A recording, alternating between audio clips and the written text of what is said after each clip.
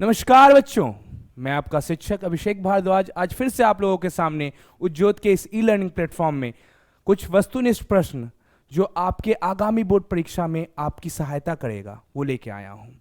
इस सीरीज से आप जुड़े रहिए और मैं पूरा आश्वासन देता हूँ कि आप लोगों को ये जो हमारी सीरीज है वस्तुनिष्ठ प्रश्नों की, वो आपको बहुत बहुत सहायता करेगी आपके आगामी बोर्ड परीक्षा में। तो चलिए केबीसी फॉर्मेट में फिर से स्टार्ट करते हैं आज का ये खेल। तो आज जो पहला क्वेश्चन है वो है भारतीय संविधान के संघ सूची में कितने विषय हैं।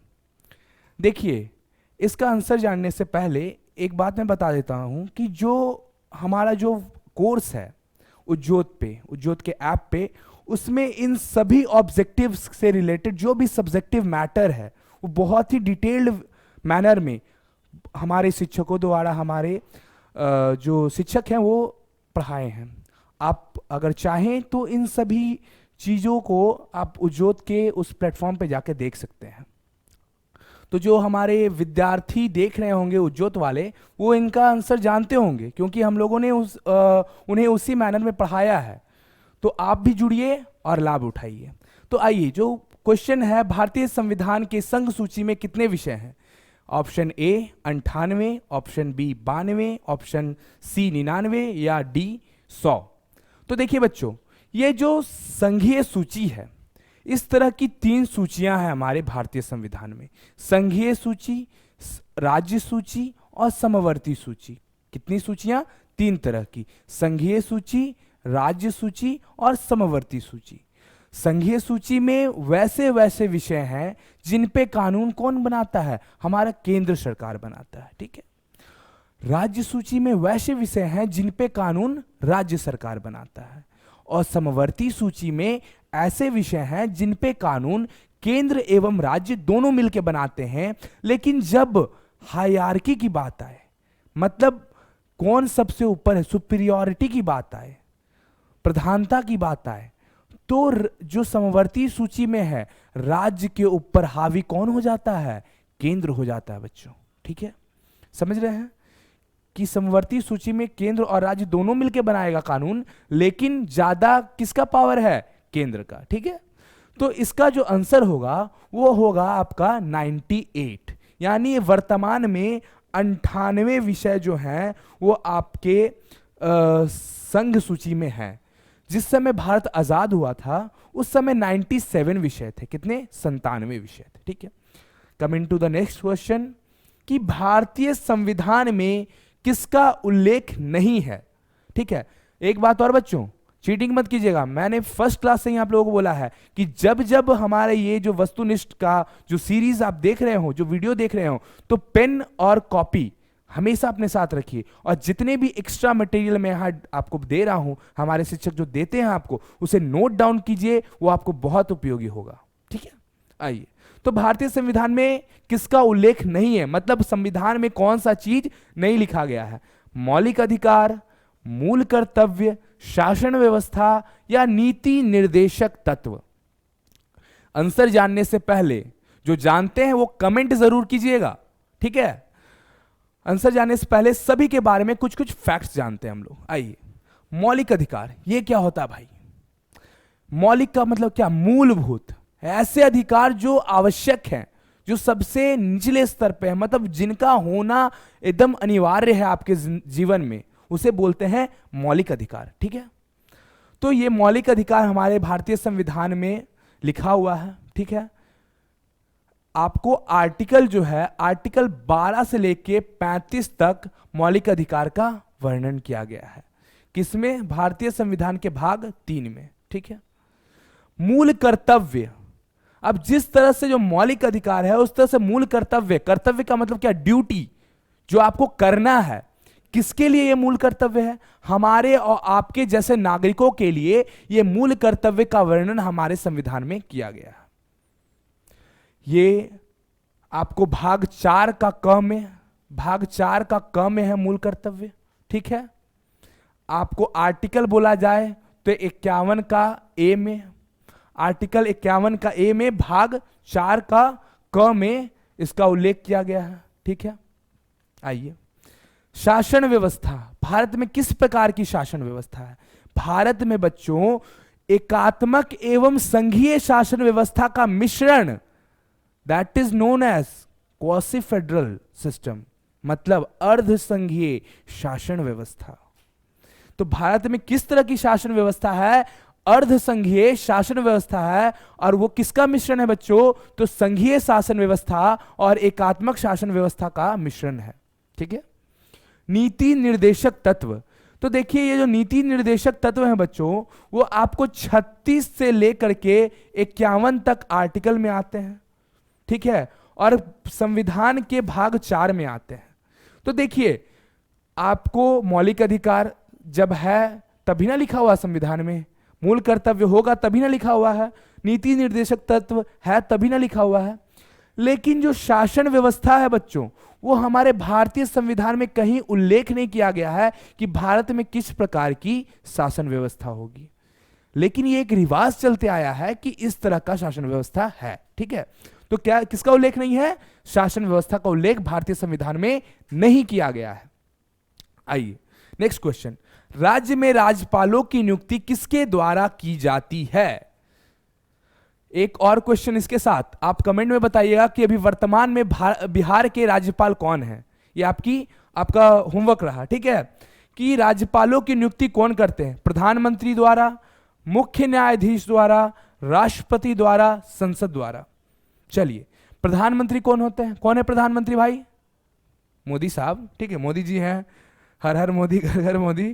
ठीक है। तो प्रधानमंत्री द्वारा क्या राज्यपाल की नियुक्ति होती है? देखते हैं आगे होती है या नहीं।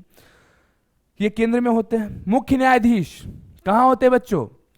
मुख्य न्यायाधीश जो हैं आपके, वो सर्वोच्च न्यायालय में होते हैं। सर्वोच्च न्यायालय क्या सर? Supreme court. पूरा इंडिया में एक ही ऐसा कोर्ट है जिसको माई बाप ऑफ कोर्ट बोलते हैं, समझे? मतलब वही गार्जियन है, संविधान का गार्जियन भी उसे बोलते हैं, संविधान का संरक्षक। किसे? सुप्रीम कोर्ट को। उसी के जो चीफ जस्टिस होते हैं, यानी सबसे बड़का चचा, समझ रहे हैं? जैसे घर में होते हैं ना, पापा लोग हुए, उसमें वो सबसे बड़े होते हैं चाचा जी, जिसको ताऊ जी भी बोला जाता है। तो उसी तरह के जो मुख्य न्यायाधीश हैं वो चचा बड़े वाले होते हैं। ठीक है। राष्ट्रपति द्वारा, राष्ट्रपति कौन? ऐसे व्यक्ति जो क्या है, अच्छा राष्ट्रपति जी के बारे में कुछ जान लीजिए कि ये नाम के सिर्फ क्या है आपके, कार्यपालिका के प्रधान है, लेकिन काम के कार्यपालिका के प्रधान प्रधानमंत्री हैं। संसद में 2 सदन होते हैं, राज्यसभा और लोकसभा। तो बच्चों इसका जो आंसर है, राज्य में राज्यपालों की नियुक्ति किसके द्वारा की जाती है? तो ये राष्ट्रपति द्वारा। एक बात और समझिए, जिस तरह केंद्र है उस तरह राज्य है, यानी केंद्र का फोटोकॉपी राज्य है। जिस तरह राज्य में केंद्र में आपको संसद है, उस तरह विधानमंडल है राज्य में। जिस तरह आपको केंद्र में राष्ट्रपति है, उस तरह राज्यपाल है। जिस तरह केंद्र में पीएम है, उस तरह राज्य में सीएम है। ठीक है। जिस तरह केंद्र में एमपीज होते हैं, मेंबर ऑफ पार्लियामेंट, सांसद होते हैं, उसी तरह आपको राज्य में क्या होते हैं? विधायक। ठीक है, या विधान पारिषद होते हैं। तो ये समझ गए। आइए coming to the next question, निम्न में से किस देश में संघीय शासन व्यवस्था है? संघीय शासन व्यवस्था किस देश में है? ब्रिटेन, अमेरिका, चीन, या इनमें से कोई नहीं? तो बच्चों ब्रिटेन में है एकात्मक शासन व्यवस्था। क्या है? एकात्मक शासन व्यवस्था। क्या है? एकात्मक शासन व्यवस्था, जिसको बोलते हैं यूनिटरी सिस्टम है, यानी सभी शासन की शक्तियां केंद्र में इकट्ठी की गई है। अमेरिका में क्या है आपका? अमेरिका में आपका संघीय शासन व्यवस्था है। क्यों? क्योंकि अमेरिका में 50 राज्य हैं जो मिल करके संयुक्त राष्ट्र अमेरिका का निर्माण करते हैं और सभी में शक्तियों का विभाजन किया गया है, इसीलिए अमेरिका में संघीय शासन व्यवस्था है। चीन में ना एकात्मक ही बोल सकते हैं। ठीक है। तो क्या हो गया आंसर इसका? अमेरिका। ठीक है। चलिए, जितने भी एक्स्ट्रा मटेरियल्स हैं, मैं बार बार बोलता हूं आप लोगों को कि आप प्लीज नोट डाउन कर लिया कीजिए कॉपी में, बहुत ही इंपॉर्टेंट है ये। अगला क्वेश्चन, भारत में किस प्रकार की नागरिकता का प्रावधान है? दोहरी नागरिकता, तत्कालीन नागरिकता, एकल नागरिकता, इनमें से कोई नहीं। दोहरी नागरिकता का मतलब समझिए, जहां के नागरिक 2 जगह की नागरिकता ले सके, यानी 2 जगह के नागरिक हो सके। तत्कालीन नागरिकता का मतलब क्या, कुछ समय के लिए नागरिकता दिया गया है आपको, वो परमानेंट नहीं है, हमेशा के लिए नहीं है, कुछ समय के लिए नागरिकता दिया गया फिर छीन लिया गया। नागरिकता क्या होता है सर, ये तो बता दीजिए। तो नागरिकता का मतलब होता है बच्चों कि किसी क्षेत्र में जब आप रह रहे हैं तो वहां के नागरिक का अधिकार, नागरिक का अधिकार क्या है, आपको बोलने की आजादी हो, आपको परिभ्रमण करने की आजादी हो, आपको क्या हो, एसोसिएशन बनाने की आजादी हो, आपको अपना व्यवसाय करने की आजादी हो, आपको वोट देने की आजादी हो, आपको इलेक्शंस लड़ने की आजादी हो। इन सब प्रकार के अधिकार जिनके पास होते हैं उसे उस देश का, उस राज्य का नागरिक कहा जाता है। तो भारत में क्या हम भारत में हैं तो क्या हमें राज्य की नागरिकता और केंद्र की नागरिकता, दोनों की नागरिकता मिलती है? आप क्या बोलते हैं, आप कहां के नागरिक हैं? आप बोलते हैं हम भारत के नागरिक हैं, ठीक है। आप प्रस्तावना जब पढ़े होंगे बच्चों तो बोला जाता है कि हम भारत के लोग, कभी बोले हैं हम भारत के लोग ब्रैकेट में बिहार, नहीं ना। तो यानी क्या है, यहां पे आप सिर्फ भारत के नागरिक हैं, ठीक है। तो भारत में किस प्रकार की नागरिकता का प्रावधान है, एकल नागरिकता का। दोहरी नागरिकता कहां मिलती है, तो यूएसए में। कहां, यूएसए में, यानी संयुक्त राष्ट्र अमेरिका में, ठीक है। आइए अगला क्वेश्चन, भारत में वोट देने का अधिकार है। भारत में किसको किसको वोट देने का अधिकार है? जो इससे पहले के वीडियोस देखे होंगे उनको ये पता होगा, ऑब्जेक्टिव वाला ही वीडियो में मैंने डिटेल किया था कि भारत में क्या है, भारत में आपको यूनिवर्सल एडल्ट फ्रेंचाइज है, सार्वभौमिक वयस्क मताधिकार है। मतलब सार्वभौमिक मतलब क्या, सभी को, वयस्क मतलब क्या, जिनका आयु 18 से 18 वर्ष हो गया है, सभी व्यक्ति, महिला हो, पुरुष हो, काले हो, गोरे हो, ऊंची जात के, नीची जात के, गरीब, अमीर, हिंदी भाषी, गुजराती भाषी, मराठी भाषी, किसी भी वर्ग के, किसी भी भाषा के, किसी भी रंग के व्यक्ति हैं, अगर उनका आयु 18 वर्ष का हो गया है और वो भारत के नागरिक हैं तो भारत में वोट दे सकते हैं, ठीक है। तो आइए, सभी वयस्कों को होगा, किसको वोट देने का अधिकार है, वयस्क 18 प्लस हो गए हैं तो उनको होगा कि नहीं होगा बच्चों, होगा। तो ये भी है आंसर। एनआरआई को, एनआरआई क्या होता है, एनआरआई का मतलब होता है नॉन रेसिडेंशियल इंडियन, वैसे नागरिक जो भारत में नहीं रह के बाहर रह रहे हैं भारत से, लेकिन वो भारत के नागरिक है, तो इनको भी अधिकार है। दलितों को, भाई अभी तो बताएं, हर एक वर्ग, हर एक जाति के लोगों को अधिकार है। तो क्या होगा ऑप्शन घ, उपरोक्त सभी, यानी सभी को अधिकार है। अगला, स्वतंत्रता प्राप्ति से पूर्व भारत में कुल कितनी देशी रियासतें थी? 560, 545, 565 और 370। देखिए, स्वतंत्रता प्राप्ति से पहले देशी रियासतें किसे कही जाती हैं, वैसे क्षेत्र जो भारत जब आजादी से पहले छोटे छोटे वर्गों में टूटा हुआ था, ठीक है, तो उन्हें देशी रियासतें कहते थे।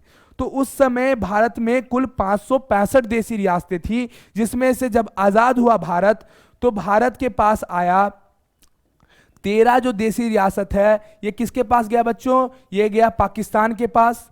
और कितना बच गया, 565 जो देशी रियासतें हैं, सॉरी 13 देशी रियासतें पाकिस्तान के पास गई, और इसमें से 13 घटा दीजिए, आपका कितना बचा, 2 बचा, और यहां पे कितना बचा, 5 बचा, यानी 552 देशी रियासतें किसके पास बच गई, भारत के पास, ठीक है। चलिए आइए नेक्स्ट स्लाइड पे चलते हैं।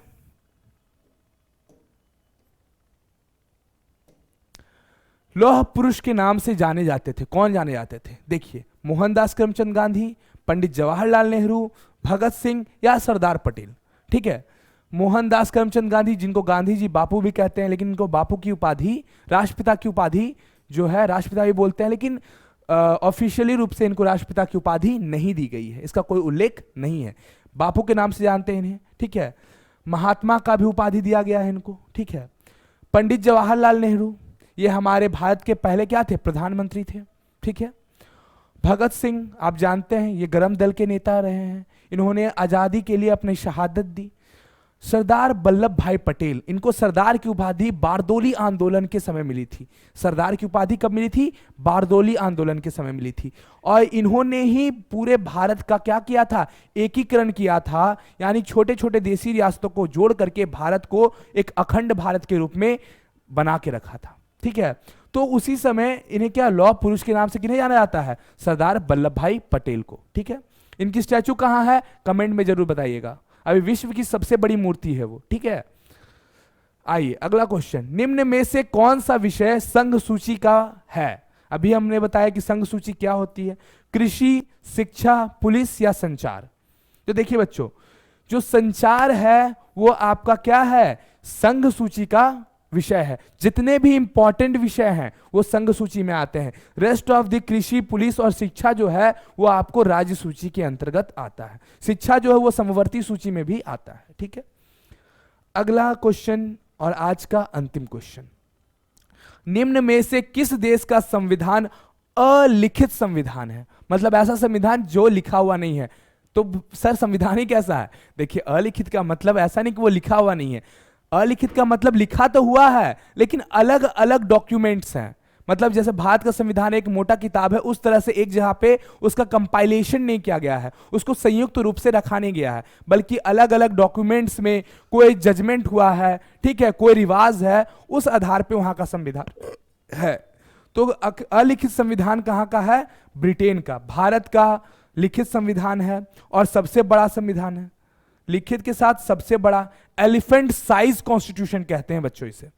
अमेरिका का यह भी लिखित संविधान है और विश्व का पहला लिखित संविधान, विश्व का पहला लिखित संविधान किसका? अमेरिका का।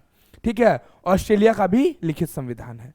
तो समझ में आया, ब्रिटेन का अलिखित संविधान है। सर देखिएगा यहां पे कुछ और जानिए, ब्रिटेन के अलावा और कहां कहां के संविधान अलिखित है।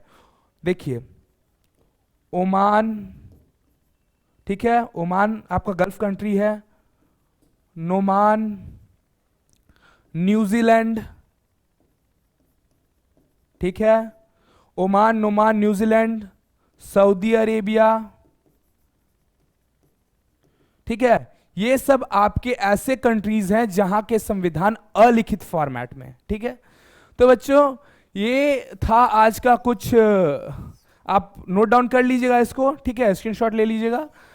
तो ये थे कुछ 10 महत्वपूर्ण वस्तुनिष्ठ प्रश्न जो कि आपके आगामी बोर्ड परीक्षा में आपकी सहायता करेगा। मैं आशा करता हूं बच्चों कि आप लोगों को आज का सेशन बहुत अच्छा लगा होगा और इसी तरह के सेशन को देखते रहने के लिए उज्ज्योत के इस प्लेटफॉर्म से जुड़े रहिए। और एक बात हम आपसे बस एक ही रिक्वेस्ट करते हैं, एक लाइक और एक कमेंट तो जरूर दीजिए, क्योंकि आपका प्रोत्साहन हमें आगे बढ़ाएगा और हम इसी तरह से आप लोगों के लिए अच्छे अच्छे कंटेंट लाते रहेंगे। तब तक के लिए पढ़ते रहिए, मस्त रहिए, धन्यवाद।